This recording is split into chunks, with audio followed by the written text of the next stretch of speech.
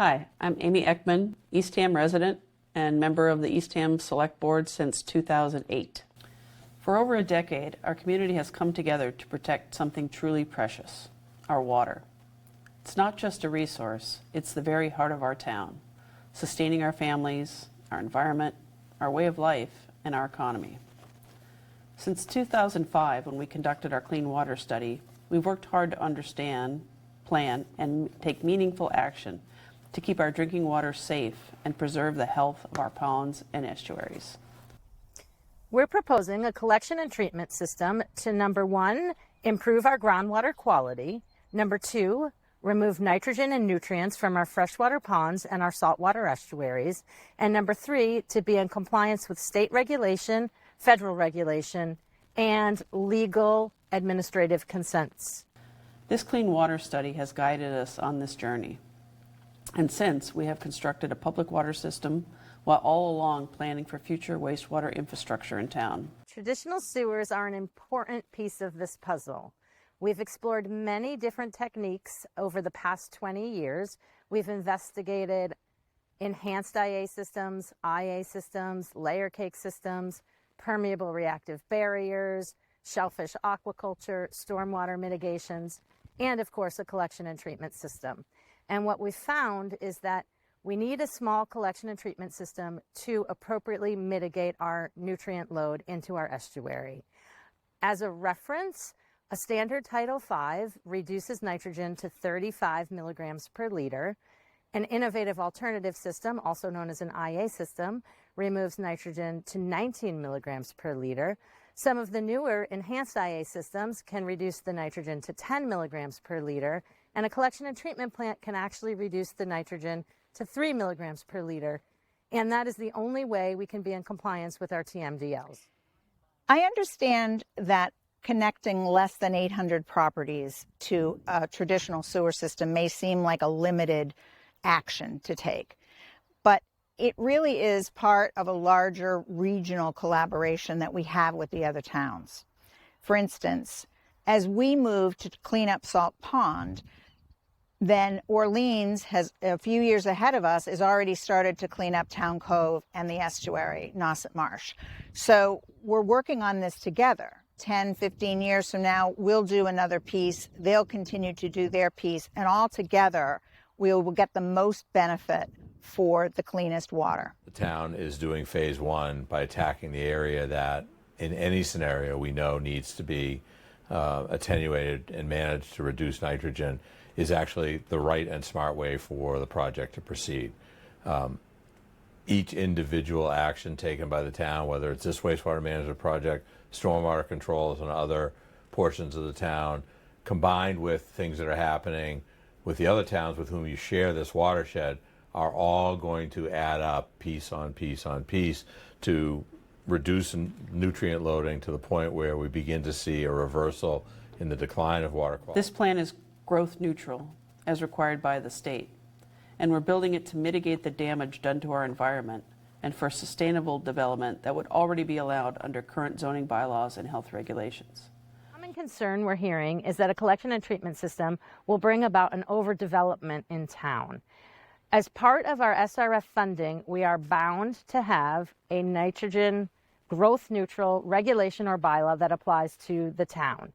What this means is that each lot is currently assigned a flow and a load. For the foreseeable future, all of the lots are bound by what they currently are allowed under Title V.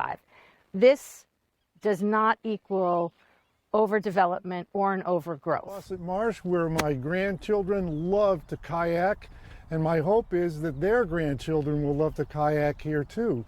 But what we have to do is get rid of the nitrogen coming in here, and that's what our wastewater treatment plant will do. And it's really important to try and keep this safe.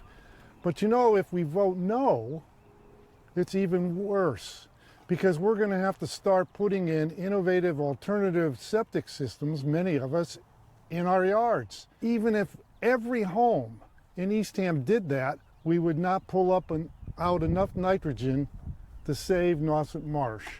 We would still have to build the treatment plant right where it is in the future. Costs are higher, and we will lose zero interest loans from the state and guaranteed loans from the state. Since 2013, our community has come together for wastewater through 13 different town meetings.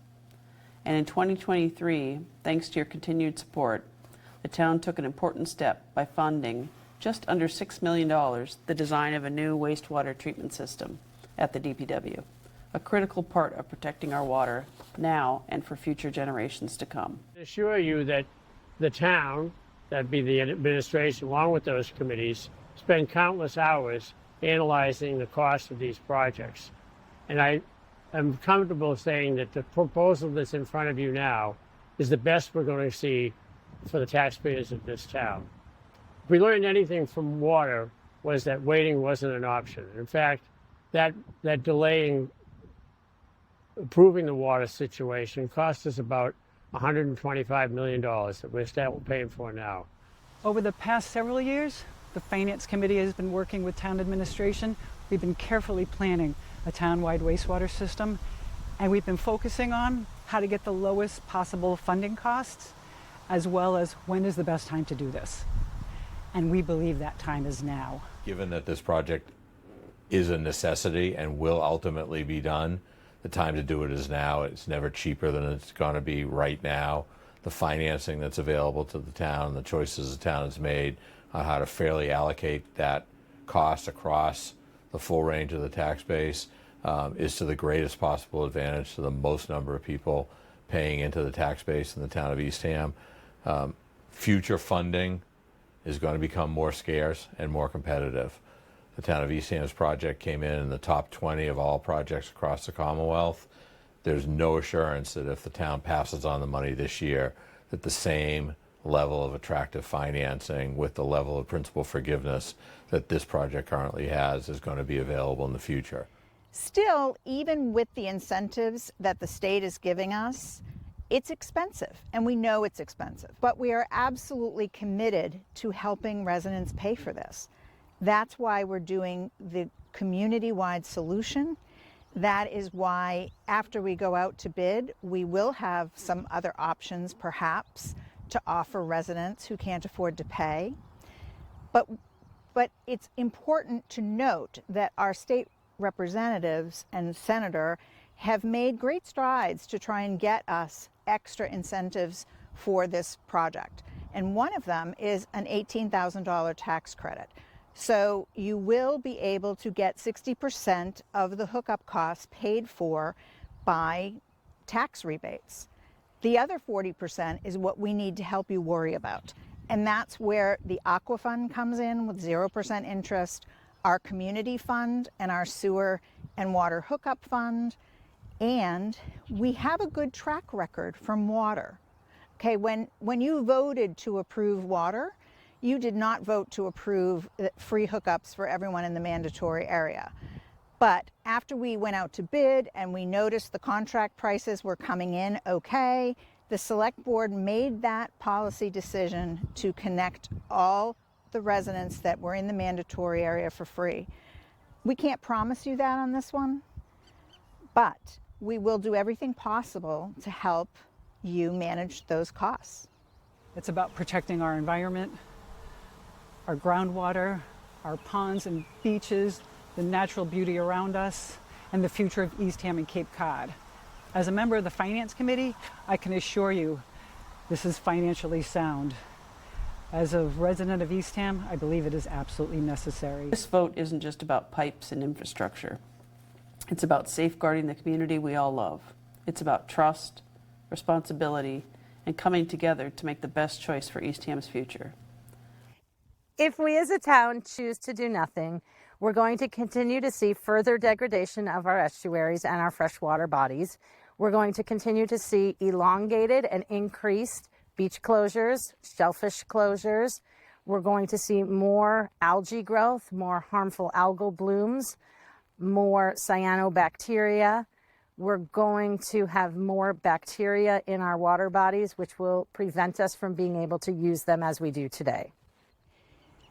So really the choice is, we're either in it together and we move forward together as a town, or we're in it as individuals And then inevitably in the future, we will still have to do a treatment plant. Why now? Because if you vote yes this evening, then 5 years from now, we'll start to connect people to this new system. 5 years. After that, it'll start to remove nitrogen from our water bodies. So we are not going to see improvement for years. So to kick the can down the road just prolongs all of that. Thank you for being part of this journey and for listening, for being involved. No matter how you vote this evening, thank you so much for coming. It's such an important thing to show up for. This is a large infrastructure project. This is a large decision for our community. It's critically important, and we really thank you for showing up.